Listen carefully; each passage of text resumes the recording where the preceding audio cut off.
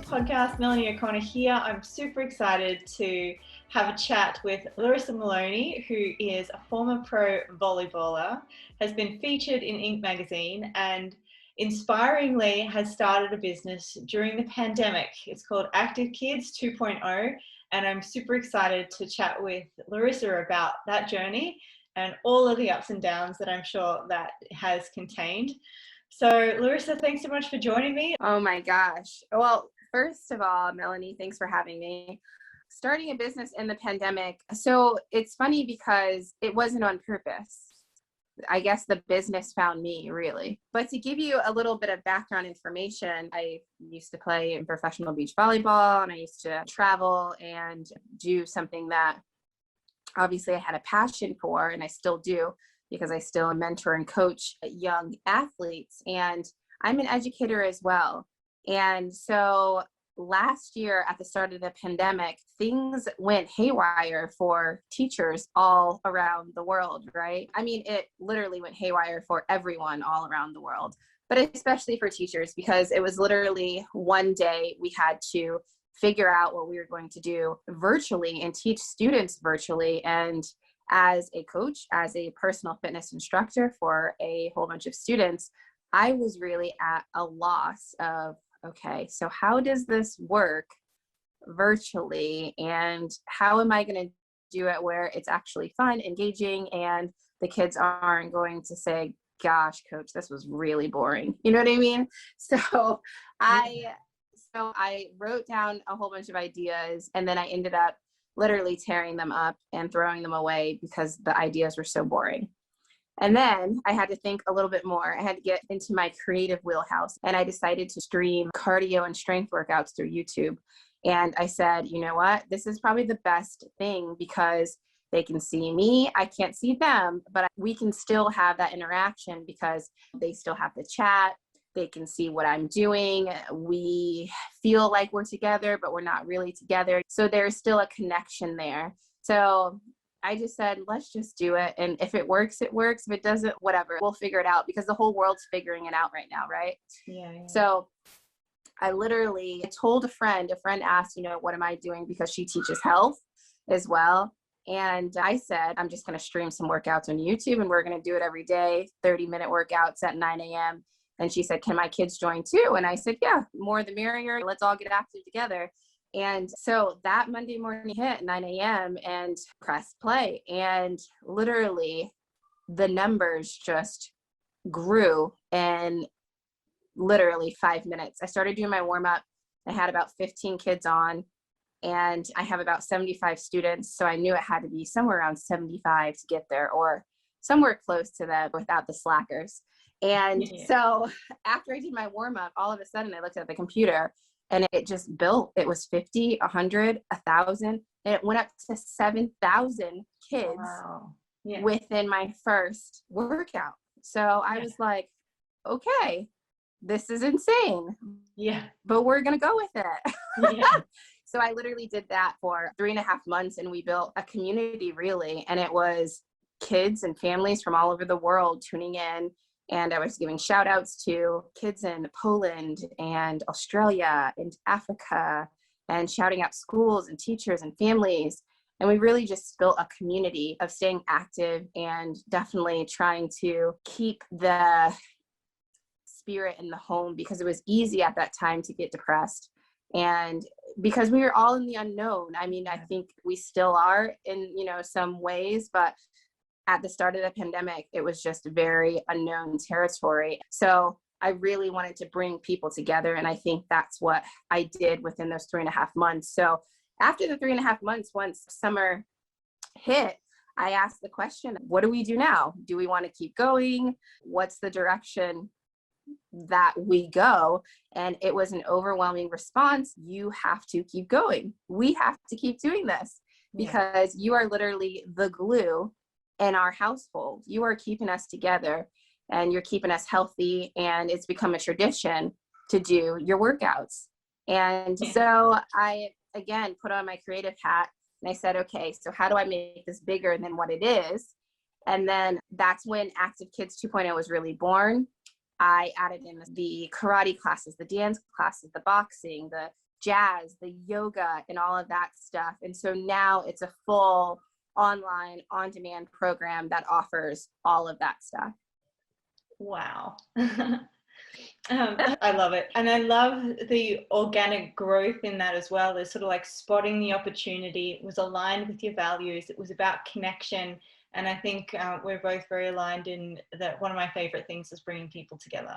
So I think we're very aligned in that as well. And yeah, following the flow a little bit, because I think sometimes people, when they're starting a business, they dig, but they're digging a hole in the desert. Whereas these accidental businesses are when you stumble upon the pot of gold that was already sitting there that you had. So I love these stories. I had something similar with a little side project, and it was just that organic of like, oh, I'll do this and then this, and then it kind of just, it grows. So it's really, really nice to hear those stories of the people who found their way through the storm. Exactly. Yeah. I love the way you put that. Yeah, so there's a lot to be learned from the story that you've just shared, and I know some of your elite athlete background as well will help you when it comes to turning challenges into opportunities. What were some, as an elite athlete to lead athlete, you have to overcome challenges every day, things that people take, they let stop them. We're dealing with it every day. What were some of the challenges that you encountered as an elite athlete that have prepared you very well for your business now? Yeah, definitely. A whole bunch of things, but just to name one or two, definitely time management. Yeah. A lot of people don't really learn time management until later in life. Yeah. And where they really, really have to. I guess you learn it in college a little bit, but as a collegiate athlete, you had to have a good balance and find that sweet spot of time management, because literally as an elite athlete, especially in college, it was wake up 5 a.m., do your first workout 2 hours, and then you barely have time for a shower, and then you're going to class for hours, and then now you're doing your team practice, and then after that it's dinner, and then after that you actually have to do some homework, and that was it, day in, day out. And then going into season, it was, you're going to games. So when do you have time to do your homework? And when do you have time to do all that stuff? So that balance, my freshman year, I remember that so vividly because it was so hard for me. And high school, I had to study and all of that stuff, but it was easier. But once you get into college and you are paid to play that sport and to earn that degree, it's a different ball game. Mm-hmm. So yeah, that first year, it was, well, that first semester, I can't even say it was a year. It was a first semester where I was like, I got to figure this out because I'm going to end up losing my scholarship. And if my academics suffer, then my game is going to suffer because I'm not going to get the playing time that I should be getting. And so I really had to learn quick of how to manage my time. So for me, it was planning things out. It was using planners, make sure that everything was on a schedule and routine. And that's really where I was finding myself as well. I'm very routine oriented. As much I would like to say I'm so free spirited and go with the flow. No, I'm not. You know? Me neither. I'm very like scheduled, and it has to be put on a schedule. And to get the most out of your day or get the most out of whatever you're trying to accomplish. So that's something that I learned, especially in college, and that definitely transferred to on the pro circuit, which definitely transferred to building a business. Yeah, absolutely. I'm happy you said that as well, because that's definitely something that I remember. You have to manage your time. You don't have free time, so you've got to make the most of the time that you do have.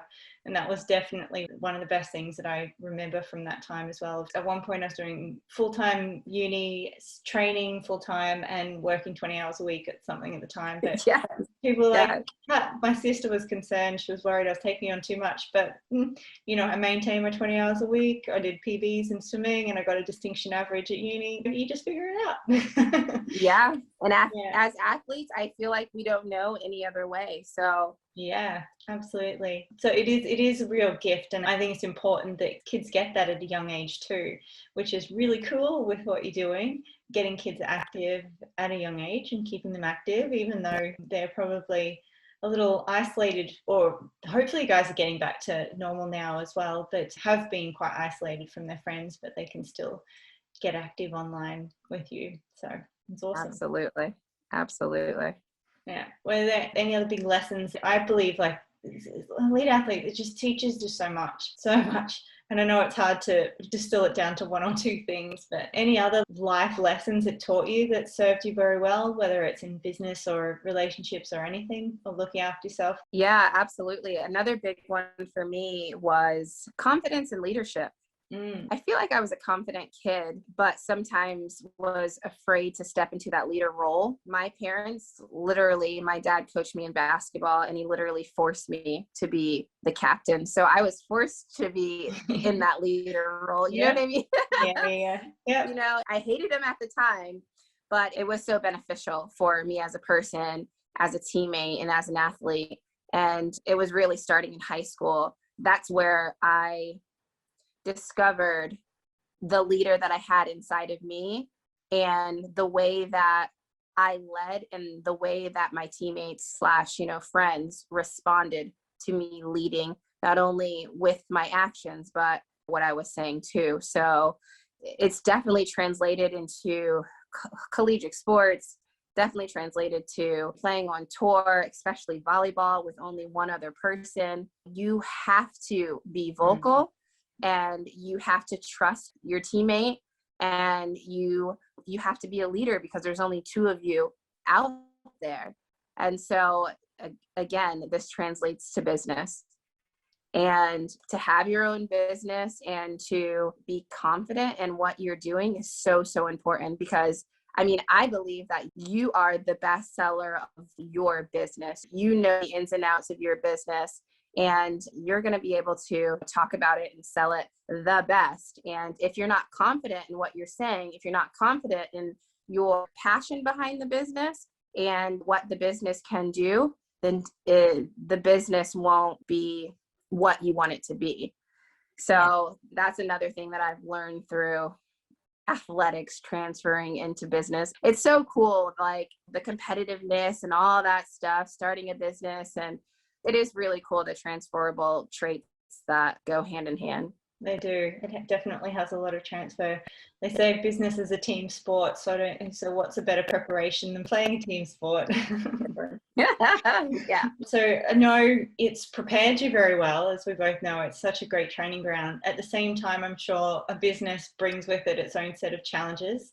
And your business has definitely taken off very quickly. Have there been any major leadership challenges that you faced over the last 6 months or so that you weren't expecting, or that you had to learn to handle in a new way than you would in the past? Yeah, absolutely. And there's been a million. Yeah. And I feel like every week it's something new. And for me, within my business, again, this is from being a former athlete, I've done everything by myself. So I've built the website by myself. I've done all the marketing. I'm the manager. I'm the social media marketer. I'm the website builder.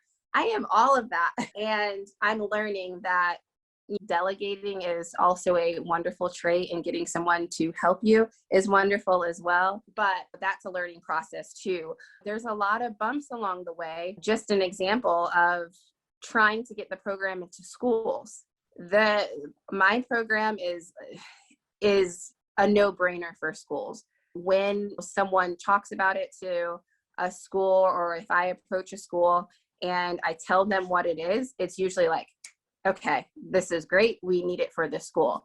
But it's getting it to the right people and having the right person listen to the message. So what I did in the beginning was, I thought, trying to be smart and move smarter and not harder, was let me approach districts, like a school district, and have the whole school district have the program, and they can disperse it to the different schools, right?